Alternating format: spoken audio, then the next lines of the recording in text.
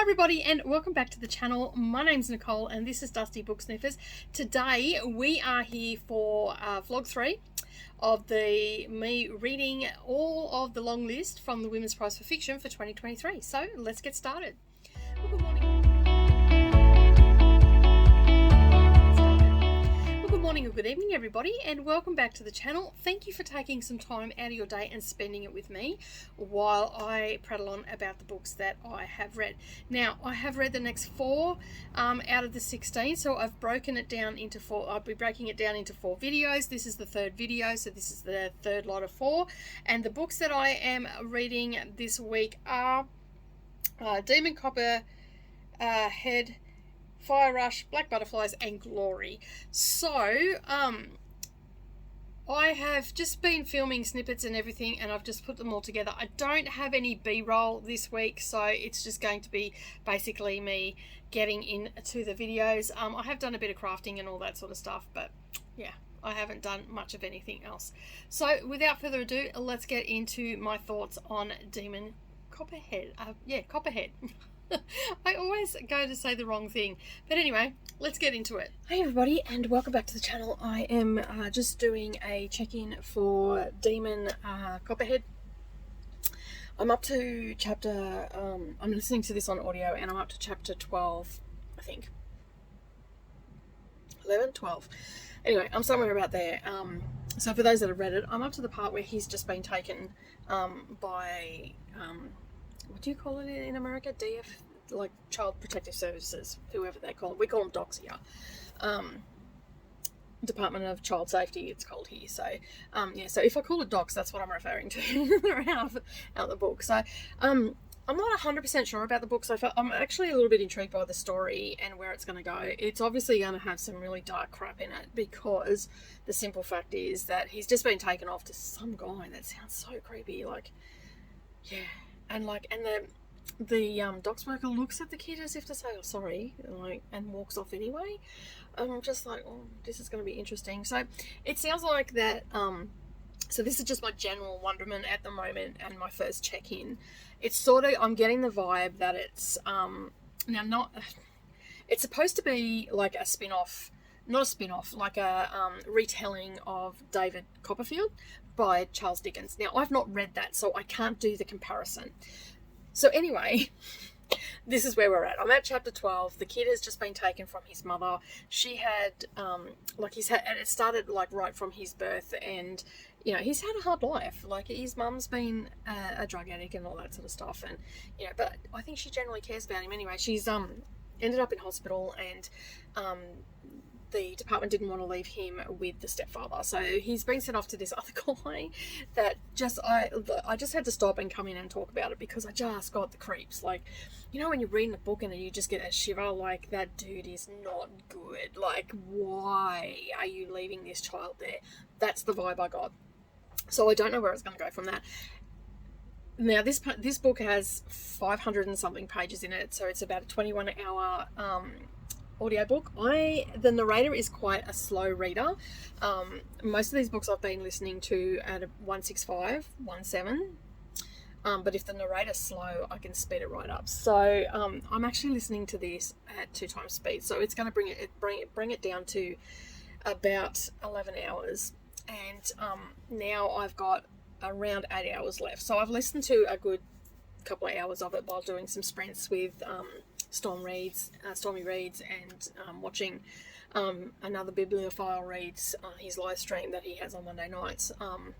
Yeah, so I'm supposed to be working, but I have a slight headache and I don't want to use sharp implements today or a sewing machine.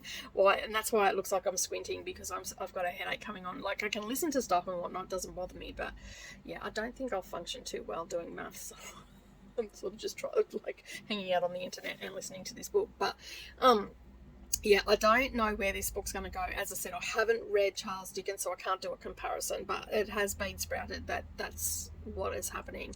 I'm liking the story so far. The pacing is pretty good, but I don't, like, if I was reading this, I don't know whether the pacing would be pretty fast or not, and I don't have it on Kindle, so I can't sort of gauge that. I can usually gauge that if I'm reading along and listening.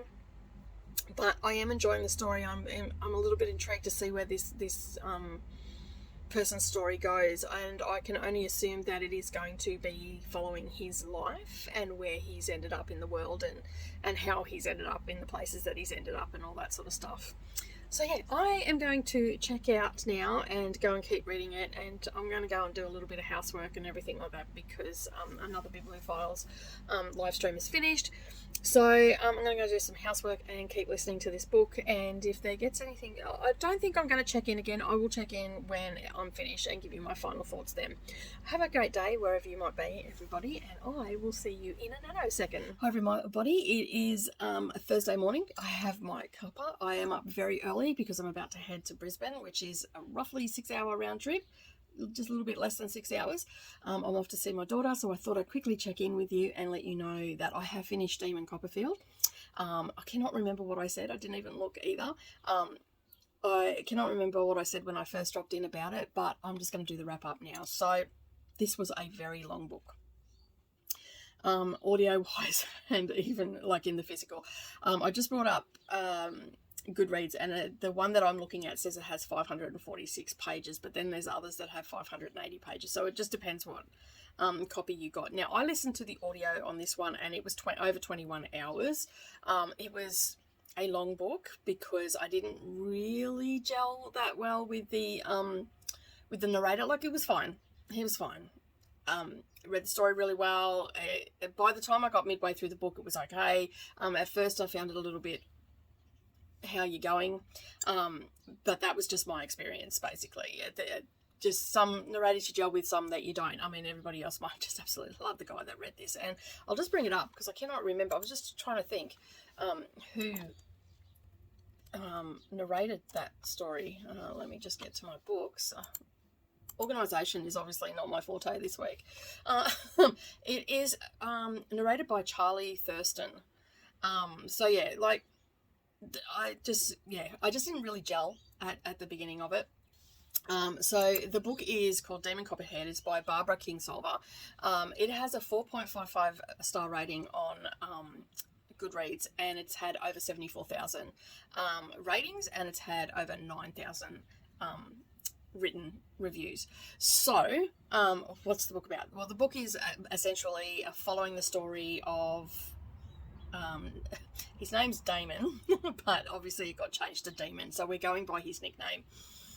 And it's following his life story from his birth right through until the book ends. And so if you don't like that sort of thing, you're definitely not going to like this book. It's not something that I gravitate towards. So he's essentially telling his life story from the moment he's was born in the sack to a teenage mum who had nothing in a single wide trailer in southern Appalachia. So basically, yeah, it is talking about what happened to him, how he ended up in foster care, how his mother had drug addiction, how he suffered child abuse from his stepfather, and the friends that he made along the way, child labour in foster care, and just child labour in general, and it all comes down to survival. Like, if you have been born on the back foot, this is probably not that far from the truth for a lot of people, that have been born on the back foot. There's people out there that, have to, every step they take is a survival step. So essentially it's a story of survival, and just the people that he's come across and all that sort of stuff. I don't want to go into too much detail because I don't want to wreck it for anybody. But as I said, the themes through it are child labour, derelict schools, athletics. I'm just going to read off here what it's got in it as well. Disastrous love, crushing losses, drug addiction, the perils of foster care, all that sort of stuff. And also, death of parents, and I think I mentioned child abuse from a step parent, and wanting to live somewhere but can't because those people, are pretty much in the same situation as you, and they're a lot older and they can't take care of you. Well, they could take care of you, but they're tired. They've been taking care of their own grandchildren because, those kids' parents haven't been, ended up in jail or whatever the case may be. So it is a very much,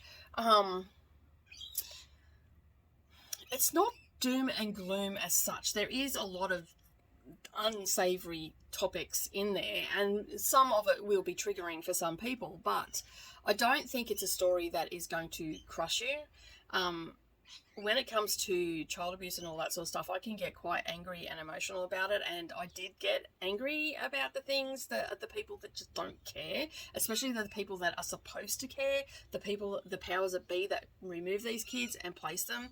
That sort of stuff makes me really shitty, to say the least, because sometimes their good intentions are not good intentions. They place them in a worse situation because they're, sexually assaulted, sexually abused, quite violently and stuff like that. So, like, sometimes, and in this case, this was the situation. He was not sexually abused, but placed in a not great foster home, and while his mum thought she was doing the right thing because, she had problems with opiates, oxy was thrown around a lot, which is, quite a problem in our day-to-day life, like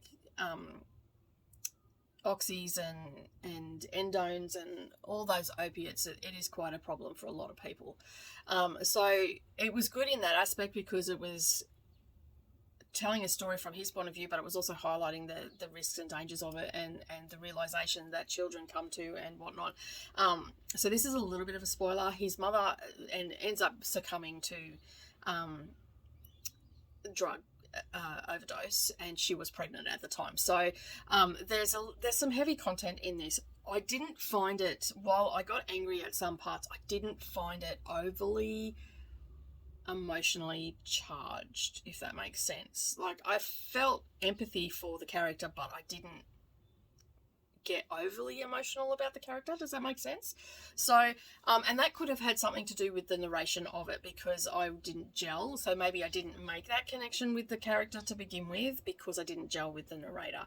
Had I read the book, maybe that may be a different story. Now, as you know, I'm reading all the long list, and then in my Discord we read the short list, and for the second part of the year, that is our book of the month that we do, along with a couple of other ones that we have as well. But for those that want to join in and read the short list, we make it possible by doing one a month, and we start with the winner.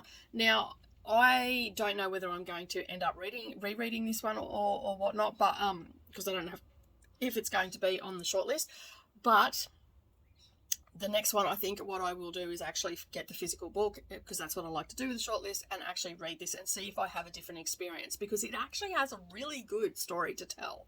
And I think if you like life stories told like that, even though it's fiction, I'm pretty sure you probably know someone. And a few times I went, yeah, I know someone like that. Like, not like we're best mates or anything, but you come across these people and stuff like that, and so you can get a little bit of reflection and stuff while you're reading it and whatnot. The main thing for me was the foster care and the powers that be. While they were trying to be caring and they were trying the best, just the way it was described, he was dropped off somewhere, and then I don't know what you call them in the United States or anything. It keeps slipping in my mind, because as soon as I hear foster care placement officer, I just think DOCS, and that's what we call it here, Department of Child Services. So basically, the DOCS, and that's what I'm going to refer to, and the DOCS woman drops him off at the first place after his mum was going in. I think she went into rehab, because there's a lot happened in this book. So I think it was the first time that, like, she had pretty much kept herself clean and all the rest of it, and she got married, or she was with a guy, and he became more abusive towards Damon, and I think she went into rehab, and they did not want to leave him with the stepfather. And the stepfather was saying no, he couldn't go next door because he didn't like the people next door or anything like that. But then the docs didn't want him to go next door either, because it was too close to the stepfather. So they took him to this essentially farm and dropped him off, and the dude was so creepy, like talking about filing teeth, and I'm like, what the? And then but the kids made, because people you know, are resilient and all the rest of it. The kids made the best of a bad situation, you know, be it making bad choices or whatever, but they made the best of their situation. And when they dropped him off, the docks worker sort of looked at him with a really sad look in her eye, like, I can't help it, this is the only place I can place you. Not good enough in my mind. It wasn't good enough. You know, surely there'd have to be better places than that. And, you know, and it sort of touches on little bits and pieces are sprinkled through it about things that happen and to other people and stuff like that. So yeah, not great detail because it was more focusing on Demon, but overall it was a good story. Like I think if I hadn't have listened to it on audio, I think I would have done better with the story. I probably would have appreciated it a bit more because, as I said, this narrator just I didn't gel with at first. By the time I got to the middle of the, like, not even the middle, probably a third of the way through, I settled into his style of reading and all that sort of stuff, and I was into the story then, and then I was okay with it. So if you do have the audio, just know that you might struggle a little bit, but just persevere because the story, and just try not to focus on him and just focus on the story, and you'll be right, because I think it is a good book. Now, as I said earlier in the video, I remember saying that it's supposed to be comparable to Charles Dickens' David Copperfield. So I have not read that, so I can't do that comparison. But if David Copperfield is like this, I think I'm going to like that book when I get to it. So, because I'm currently reading all of Charles Dickens' books in chronological order, although I am a little bit behind. I'm halfway through Nicholas Nickleby, and that is sort of told in the same way too. But David Copperfield, from my understanding, is about a child that was born into poverty and how he works through it and all that sort of stuff as well. So very similar, apparently. The only difference I guess, is this one is it's set in modern times, and we've got modern day topics in it, such as, you know, drug abuse and all that sort of stuff. And so I have given it, I don't know if I've said this or not, but I've actually given it a 3-star read. I don't think it's a 4 or 5 star read for me. It's definitely 3-star. I enjoyed the story. As I said, the narrator and I didn't gel with together straight away, but towards about the third of the book, we done really well, and I got to the end of the book, and I'm not disappointed that I've read it. It probably would, unless it ends up on the shortlist, it's not a book that I'm going to reread, because I'm burning through these so quickly, and I am also listening to them on audio. Anybody that knows, when you burn through books pretty quick, sometimes you can miss some of the points. So that's why I've made the decision that anything that ends up on the short list, I am going to definitely reread. I'm just hoping that Maggie O'Farrell doesn't end up on the short list, because I really did go well with that, or the Trespassers. But I will read it again. True to my word, I will read it again and see how we go. But that is my thoughts on Demon Copperhead by Barbara Kingsolver. I think if you like that sort of book, you will thoroughly enjoy it. I believe she's got several other books as well. I'm pretty keen to go and have a look at them. Probably won't do that until next year, but I have sort of started to tentatively put down authors that I want to examine a little bit closer next year. I know we're only in March, but hey, everybody knows that time on Booktube flies really quickly, so I'm already starting to make some notes, and if I get to it, I get to it. If I don't, I don't. They're just notes at this point. Alright, so that's it for Demon Copperhead. Now we're moving on to, I think it's Fire Rush is the next one that I'm moving on to. Let me just, no, that's tags that I've got to do. I've got a little booklet here that I write everything, keep my notes in. Let me just see where I'm at. Yes, Fire Rush. So that is by Jacqueline Crooks. Now, apparently this is a book that is set in the 70s, and it involves a young girl trying to find her identity around the reggae scene and dance scene of her local area. And I believe it is actually set in the United Kingdom. So, where? I don't know. So I guess we'll find out when I start reading it. But I have to get on the road, so have a great day, everybody, and I will talk to you when I update. I'll probably update in the first 4 or 5 chapters and see how we go after that. All right, have a great day, everybody, and I'll talk to you soon. Bye. Hi, everybody. Welcome back. I am checking in and doing my wrap-up for Fire Rush by Jacqueline Crooks. Okay, so this book is not expected to be published, according to Goodreads, until April 2023, April 18th. So I don't know, I think that may be just the hardcover or something, like the physical copy, because I actually listened to this on audio and it's available now. So, and it's also available on Kindle as well. So, yeah, okay. So I'm not too sure what I said in the last clip. This book is about a young girl trying to find her identity, essentially, in the late 70s, early 80s, revolving around in London, and also revolving around dance culture, reggae, all that sort of stuff.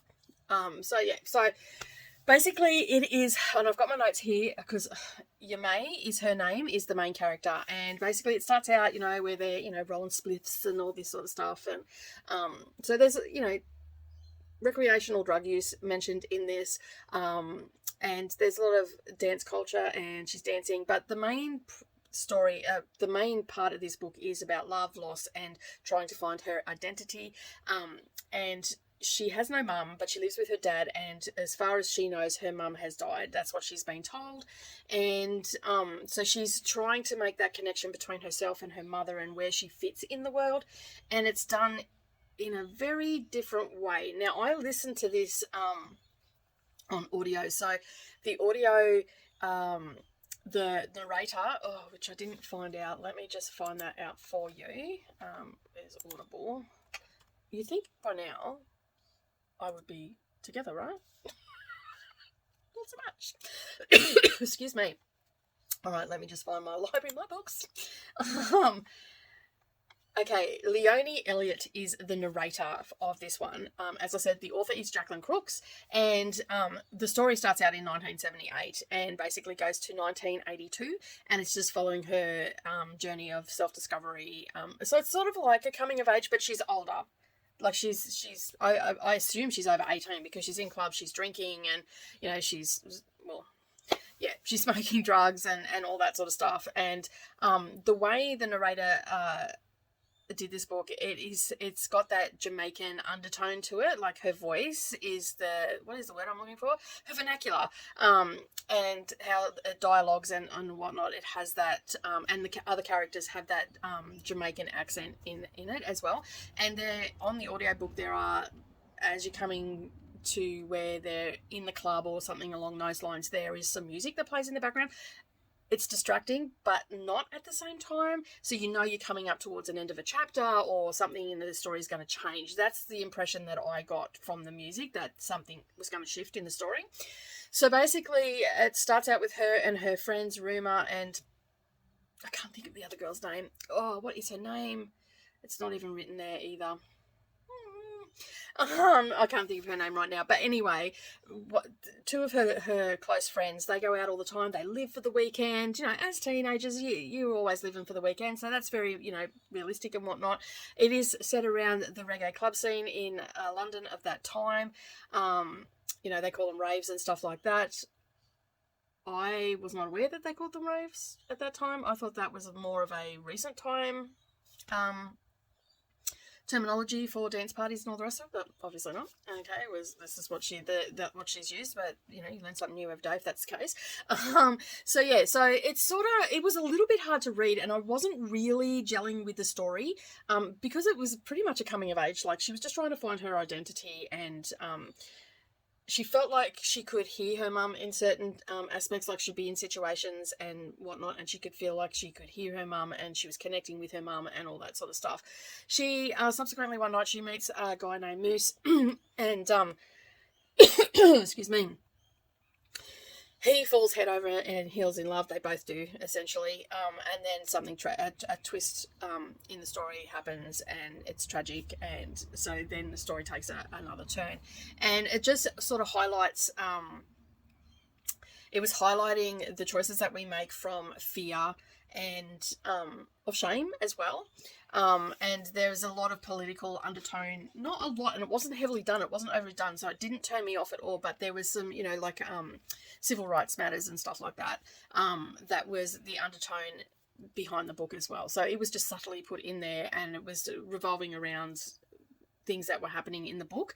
And then, as I was saying, out of fear and grief and all the rest of it, she made some questionable choices. She ended up in a situation where wasn't the greatest of situations, but then it was like she was trying to get herself out of it. I can't talk about the situations because it'll give the plot away. So it's going to be a very vague one on this one because it's so, it's so intertwined, like the characters are intertwined very heavily into the plot and whatnot.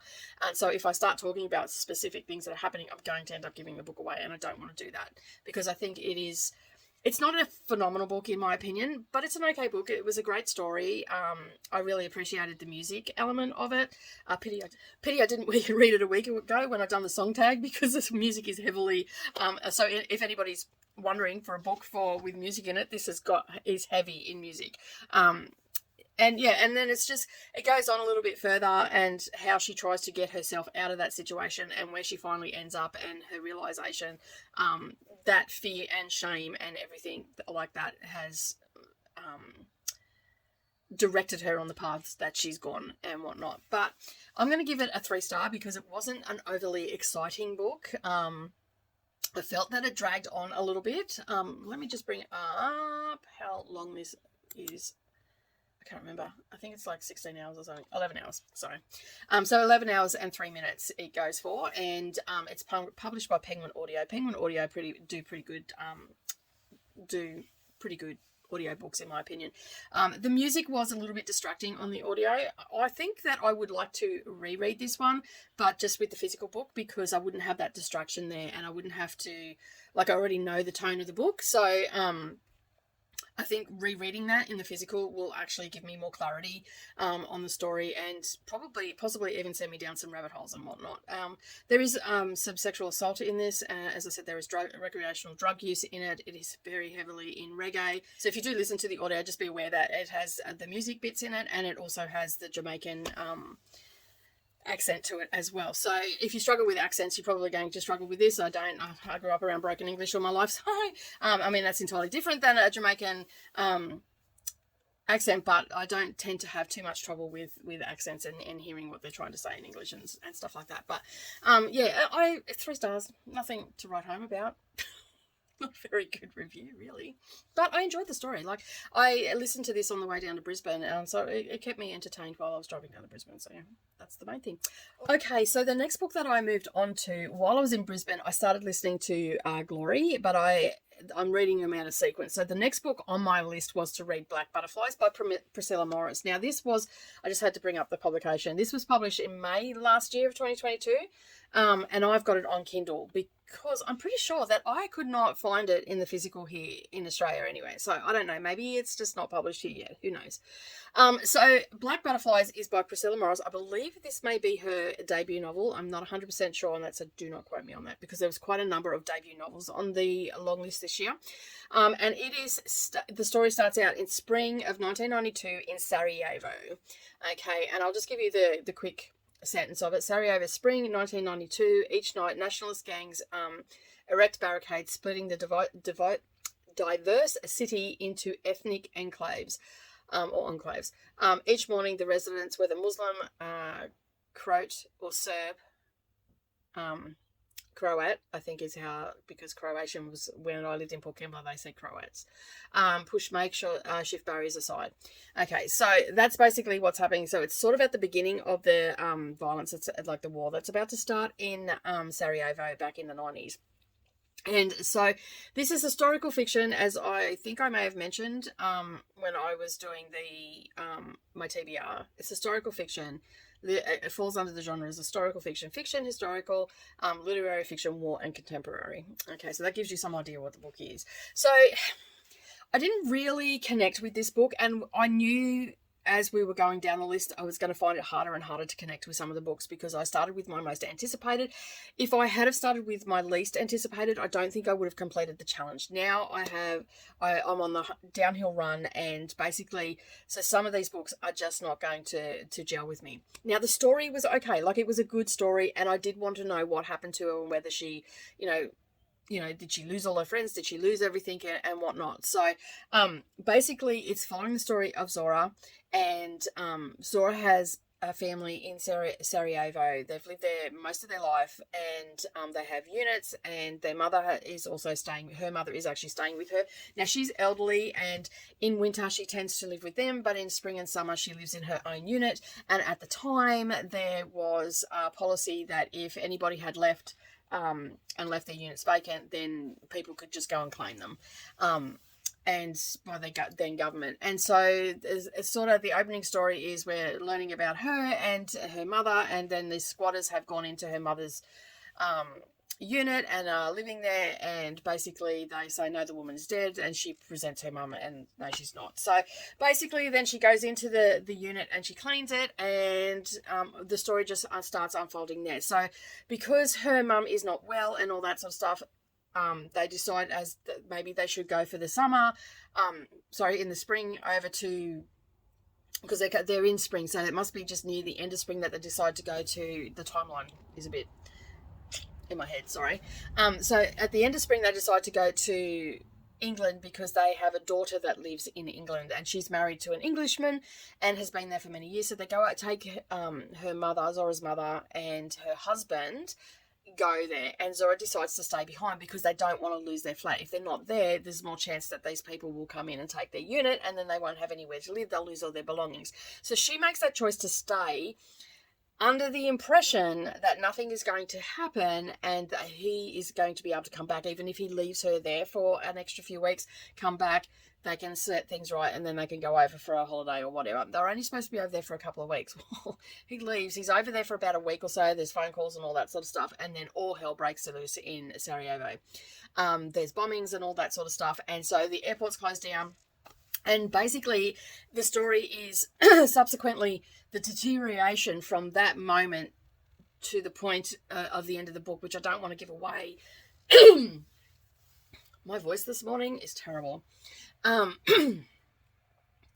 So basically that's what the story is. Her in Sarajevo, them in England, and the slow progression, although it was quickly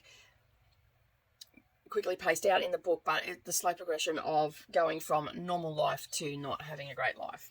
And so being stuck in a war-torn country, the constant bombardment, the constant fear, and all that sort of stuff. Now, she is portrayed as an artist, and the authors based it loosely on her uncle's story. He was an artist and whatnot.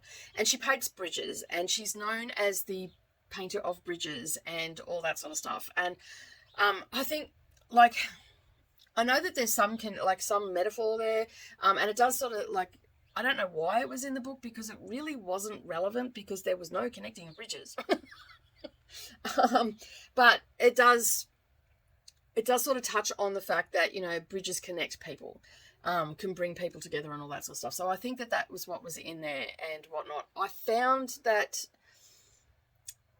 the book ended somewhat abruptly, but I can't talk about it because it'll give it away. I think it was a great story. She had a decent story to tell. I'm only rating it 3 stars because I didn't find it compelling as such. It wasn't a over-the-top story. There wasn't any graphic details. It's a very light touch on the subjects and stuff like that. And it's just sort of her day-to-day life and how things deteriorated. In the end, I didn't even feel... the writer didn't even evoke much response, empathetic response in me. I don't know what that says about me as a person, but because I'm quite empathetic. I can often put myself in someone else's shoes, but in this case I don't think I was interested. I just didn't connect with Zora, because essentially the story was about Zora, and there was one moment there towards about the middle of the book where she was starting to write letters because the post had gone down. There was no power, there's no water, the food is starting to get scarce and all that sort of stuff. She had enough food for 6 weeks, and then they cut the power, destroyed the power station, so then all the food defrosted, and they had a big cookout. And then there was some stories going on with how one of her friends, his son was hiding out because he didn't want to fight. He didn't want to have to go up into the foothills and then bomb his own family. So he was hiding out, and no one knew he was there. They thought he just disappeared, and with his mum and all this sort of stuff. And anyway, he was there the whole time. And then there was the whole A friend of hers was at the airport trying to get her out. Then it got cancelled. She couldn't get out on the Red Cross convoys and all that sort of stuff. So there is a lot of bits and pieces that were reported in the news and stuff like that, that sort of pop up, like have triggered memories and stuff. But other than that, I didn't connect with any of the characters. It was very, I think it was very, very flat story in retrospect, like looking back at what I've read and whatnot. It was a very flat story, but still, I read it through, and someone who enjoys that sort of stuff will love this book. Like, it is still 3-star read because it is for me, it was a flat story, but it is still like it's a contradiction because this is how I feel, but when I look at the writing and all that sort of stuff, it's okay. Like, it's not a bad story. You may end up enjoying it. These are just my thoughts on it. Like, I honestly cannot see this making the shortlist. If it does, I will be extremely surprised because it did not do anything for me. The other books that I have read previously, like even the Maggie O'Farrell book was better than this one, and I didn't like that at all. So, yeah, I'm sorry, Priscilla, if this is your first novel, but I just don't like it. It's just not for me. But someone else might like it. I love the cover. Like, look at the cover. The cover's gorgeous. Absolutely gorgeous. Like, you can see the bridge in the background and you can see the flames and everything like that. Like, it's a very tormented, like, I'm just looking at it on the screen here. Like, it's a very tormented looking cover. Now, I would have expected a tormented story, and it wasn't at all. Like, it didn't come across that. It had the potential to be a tormented story, but it didn't come across that way. But anyway, that is my thoughts on Black Butterflies by Priscilla Morris. I don't think I'd ever pick anything else up by her. I think this might be a one and done for her, maybe. Yeah. So, at the end of the day, not a great read for me, but I'll still give it 3 stars because, she's right. And normally I enjoy debut stories, but this one did not put the best foot forward, in my opinion. Anyway, moving on. Now I am going to bring up the next book because I can never remember the author's name. All right, so the next book that I'm moving on to, and I have already started, is Glory, a novel, and it's by No Violet Bulawayo. It has 3.75 star rating on Goodreads.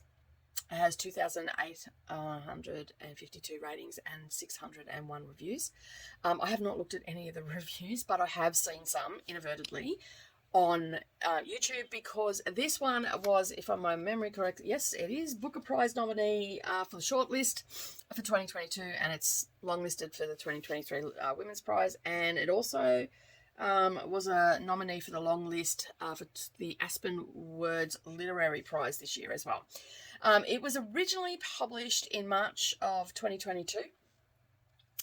So basically, which I wouldn't have thought that this would have qualified because I thought it was from the first, but okay. I don't know, maybe it was slim pickings this year and they're just letting things slide through because I thought that the cutoff was the 30. Oh, well, yeah, because for 2023, it would have been the 1st of April last year of 2022 to 31st of March this year.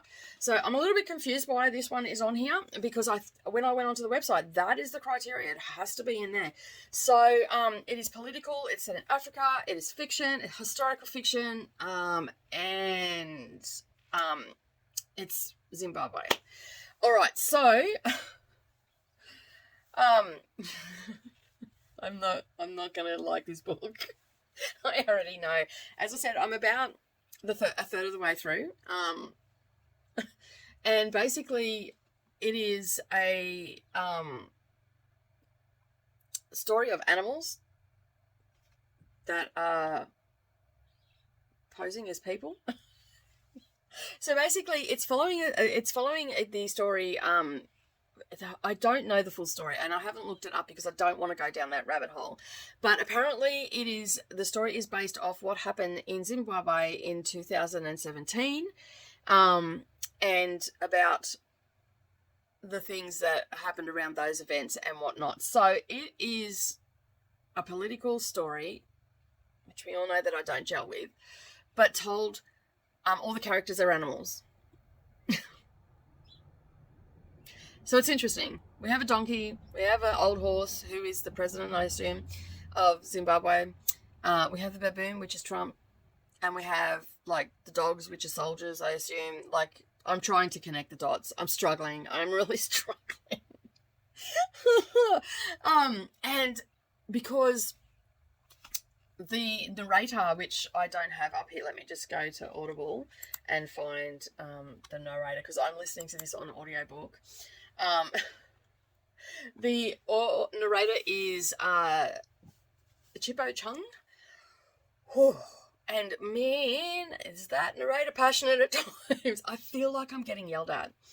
And so I'm now reluctant to put the earbuds back in. So I'm on my way to a book fair in about 20 minutes. So I'm thinking that while I'm walking around the book fair, I can just have it in, because I can just tap it off when I'm reading a blurb or anything like that, because this is the one time that I will read blurbs, and I also pick up a lot of stuff from book covers and all the rest of it. So I do apologise for my thoughts and everything proceeding from this point, because I'm really not liking the fact that I feel like I feel like I'm being yelled at, because the person that's reading the narration of the book is so passionate. And I talked about this on my sprints yesterday, and because I was going to read some of it yesterday, like listen to it and do housework, but I ended up just wanting to get Black Butterflies finished, because I knew if I put it down I wouldn't pick it back up again. And I don't want to DNF any books, but I'm getting real close to DNFing this one. I want to sort of go to the end and see if my opinion changes a bit, but at this point in time, she's like, yeah. I get why that, like, I get why she's done it this way, because and there's a bit of swearing in it and all that sort of stuff, but yeah. It's going to be a hard read.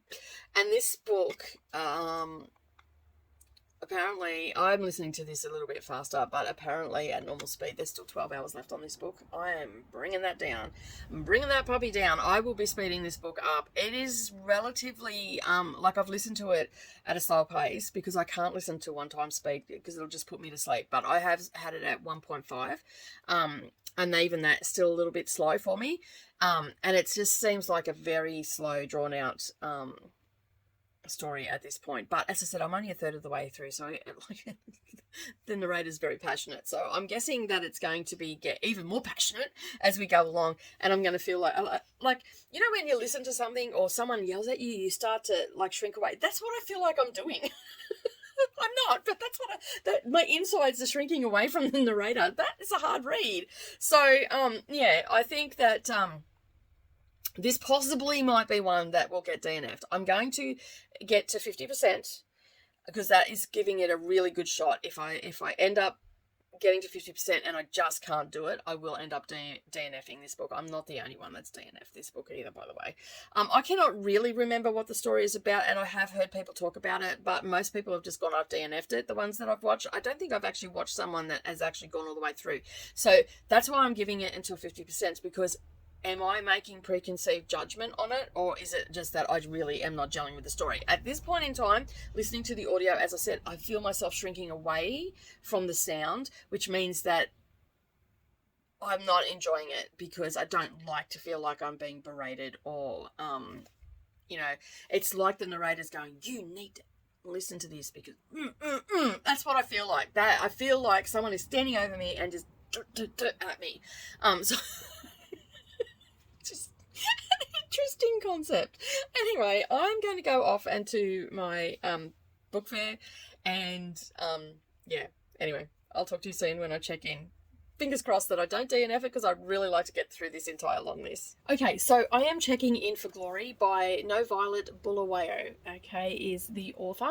And this was originally published in 2022, March 8th, and has 416 pages. Now, I listened to the audiobook on this, which I think I mentioned in the clip previous, and I can't remember whether I discussed this or not, but I was having a very physical, cringy moment while listening to this book, because the narrator was just so passionate, and I was concerned that the whole book was going to be like that. I'm happy to report that it wasn't all like that. It still had its moments, and it was generally when the old horse came into it, because that's the main character that we're looking at.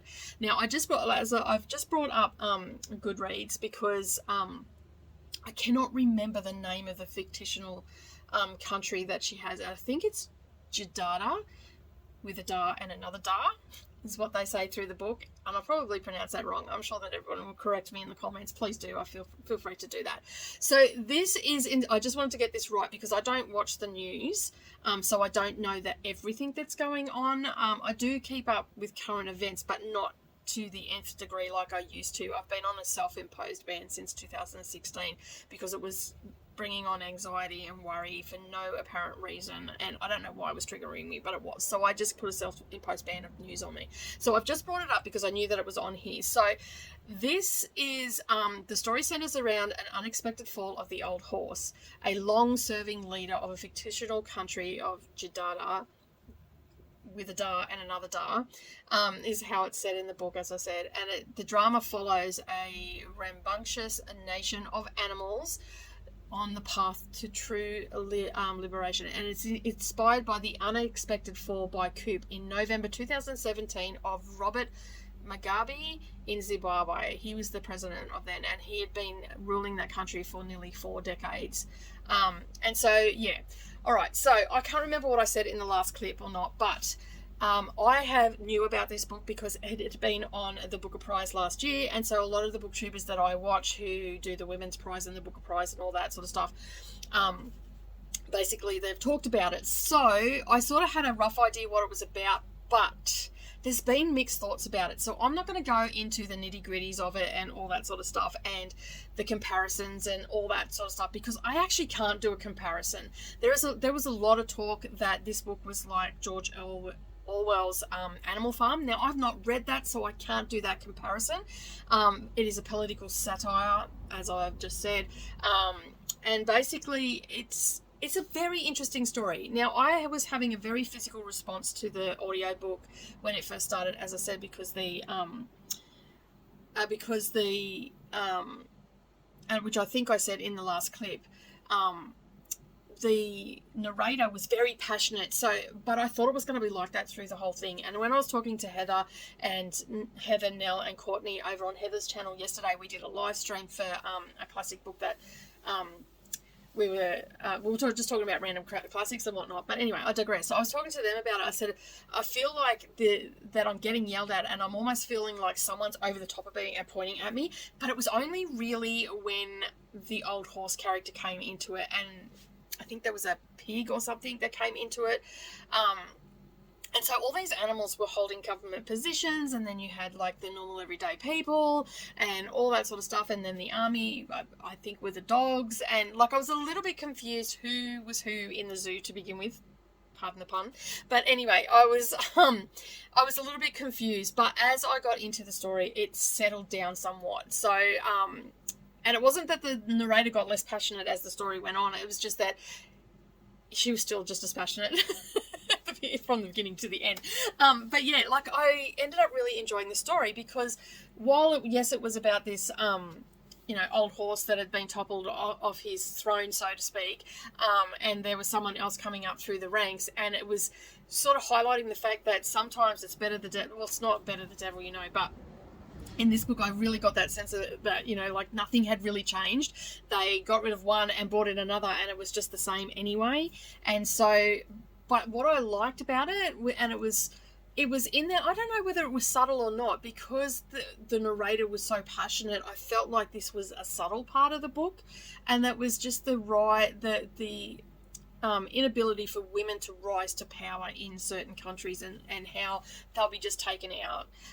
They're kept down, they're pushed down, like their job is just to give birth and run the household and that sort of stuff. So like it was really interesting in the way that Violet done it, and I really enjoyed that aspect of the book. So and as I said, I can't compare it to Animal Farm, and there's some booktubers out there that say that it shouldn't be compared to Animal Farm because they're two completely different things, but I can't enter in on that argument because I had never read that. I am going to go and read it. So if someone does ask me, I can, because it's only a short book. I went and had a look on Audible, and it's like a 3-hour book or something. So I can listen to that pretty fast, and yeah. So I ended up really enjoying the story, and I was adamant yesterday that I was not going to enjoy it because I was a third of the way through. Not even a third of the way through. I was getting up to that third of the way through. I think I was about 25% through when I started reading. And yeah, so I thoroughly enjoyed it. I seriously, at that point, thought I was going to DNF it, and it would have been the first one on the list that I was going to DNF. It's definitely not something that I would like gravitate towards because I don't go towards political satire or politics in general. But I'm glad that I read it. It's only a 3-star. I'm glad it is over though, as well at the same time. So I'm glad I read it, but I'm glad that I've finished it. And now I'm going to go and read Animal Farm once I've finished doing the last 4 books and from the long list, and see if they are comparable or not. I think the only thing that might be the same is the fact that the characters are all animals. Yeah, and that, you know, like, it's been a very, very mixed reaction to this book as well. I don't really have much more to say about it, except that if that is something that you like, then I would by all means jump on that and give it a read. Just know that if you do have the audiobook and you've had childhood trauma where you've had an authoritative parent, you may feel like you're cringing away from the audio book a bit, because that's how I felt. Yeah, and not knowing the whole story behind the coup and all that sort of stuff, I think was a good thing, because I wasn't trying to compare it. There are some parts in the audiobook. I actually thought there was something wrong with my audiobook, where they repeat, they take, and it's like half a page, if not more, of that being repeated, and they repeat the name of the country. It's Jadada, with another da, with a da and another da, and they repeat that every time. But there are definitely standout animal characters in this that will stand out to you. There are some triggers in this as well, if I haven't already mentioned them. There is alluding to, no, it's not graphic detail, there is alluding to rape of women. There is also a scene in this book, I think it's about 3/4 of the way through, I could be wrong, it's near towards the end, it's definitely in the last few hours, where Destiny, her mother, it's like telling her backstory when she was younger, and how she got all the scars over her body, and yeah, it's pretty full on. Like, she's meeting someone and she's overslept and she's been sneaking out. This is a little bit of a spoiler. And then she's running home, and as she runs past the school, she sees all the school kids looking very frantic and they're getting let out, and then the teachers come out, and then she keeps running and she comes to her uncle's place, and she sees them all sitting under the tree, and she runs in there to tell them what's going on at school, realizing that she's run into a situation where there are soldiers there, and they're called the Defenders, and there are soldiers there, and basically she has gone on like, she freaks out that she's there, and anyway, they're looking for the people that are going against the government. I forget what they call them, and they're being very, very heavy-handed and all the rest of it, and then they give the son the option to the father to chop up to kill the son, because they think he's part of this resistance movement, and the father refuses and says so the son has to do it to him because he's already lived a life and all the rest of it, and it goes into a little bit of detail about how sharp the axe was, which it wasn't, and that they all had to sit there and watch it. And then it also goes into detail, this is just one chapter out of the book. It's probably my least favourite bit that I'm sharing with you right now. And it's the one that's probably going to provoke a response in someone. So, yeah, that particular morning, they also turned up at her parents' house, and they tied them all up, put them in the kitchen, kept the father out of the house and or took them back into the house. I don't know whether it was in the kitchen, but the father went into the kitchen to try and get them out, but basically burnt them all alive. And the father was watching it, and then he's got up and run in and trying to find where they are, and then they shot him dead. So like there was just. So if you've watched the news, this is another reason why I stopped watching the news as well. So if you've watched the news and you've seen what's been going, like what's gone on over in some of the African countries, you will know exactly how that scene has played out. So there is some stuff in the book that isn't the best, and it does, like, I had to stop listening and just walk away for a little while. This book actually took me a little bit longer to read, one, because it was creating that physical response in it. I mean, which is it's good in one way because it means that the book is impactful. Like, in my opinion, that means that book is being impactful to me. It's imparting something to me, regardless of whether it's triggering me to have a bad reaction or not. It's still triggering something into me to make me feel like I'm part of the story, and the audiobook definitely did that. If I had read the physical book, I don't think I would have had that response at all. And to be honest, I don't know whether I would have continued reading the book. Just saying that. So anyway, that is Glory by No Violet Bulawayo. I hope I'm pronouncing that author's name right, and I do apologise if I'm not. I gave it 3 stars. Now, I have been including what the ratings are on Goodreads. So Goodreads has a 3.75 rating. It's had 2,864 ratings and 605 written reviews. And I think I may have mentioned that in my first clip of this, so I'm sorry if I'm repeating myself. The Booker Prize, it was Literary Awards Booker Prize nominee for the shortlist for 2022, the Women's Prize for Fiction nominee list for long list for 2023, and the Aspen Words Literary Prize nominee for the long list for 2023. So it's on a couple of, like it made the shortlist last year, and then it's on a couple of long lists this year. So it'll be interesting to see if it gets 2, which means that it was also on the long list for the Booker Prize as well.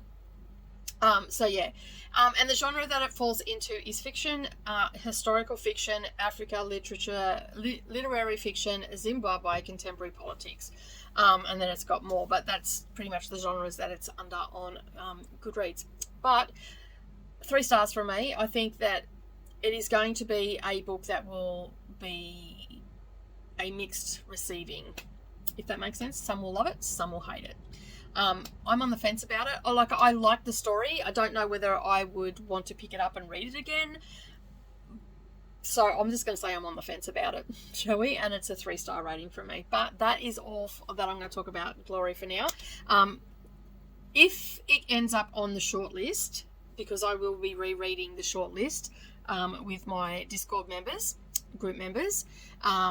So if it does end up on the shortlist, I'm not going to listen to the audio. I'm actually going to read the physical book. I'll get it on Kindle. Well, I generally buy the physical books from the shortlist because I've been doing that for the last couple of years because they're going to end up on Savannah's shelf. So I read them and then I just put them on her shelf. So basically, I will end up rereading it, but I won't do the audio this time. I'll actually do the physical if it ends up on the shortlist. That's only if it ends up on the shortlist. Anyway, I am about to move on to my next book, which is book 13, because that's 12. So we're moving into the last vlog that I'll be doing. So the book that I'll be moving on to is called Cursed Bread. And it is by Sophie McIntosh, and it is only a short book. It only has 185 pages on it, and I am going to do this one on audio as well because I need to get some stuff, mainly my studio, cleaned up because I have created such a mess in the last couple of weeks. So I've got to get that cleaned up. So I'm going to listen to that while I'm doing that, and that will be the first book off Cab Off the Rank in the next vlog. So that is it for this vlog. Thank you so much for joining me today. I really do appreciate that, and I've done a couple of special shout outs down below for people that have been encouraging me. He's telling me that I've got this. One is Courtney, the other one is Leandra, and there's been a whole heap of other people that have been so excited to see whether I am going to get through it, and they've been encouraging me and helping me out with their sprints as well. So I will list them all down below so they'll all get the tag. Well, that is it from me today. Have a wonderful day, everybody, and as always, keep turning those pages, and I will see you in the next video. Bye for now.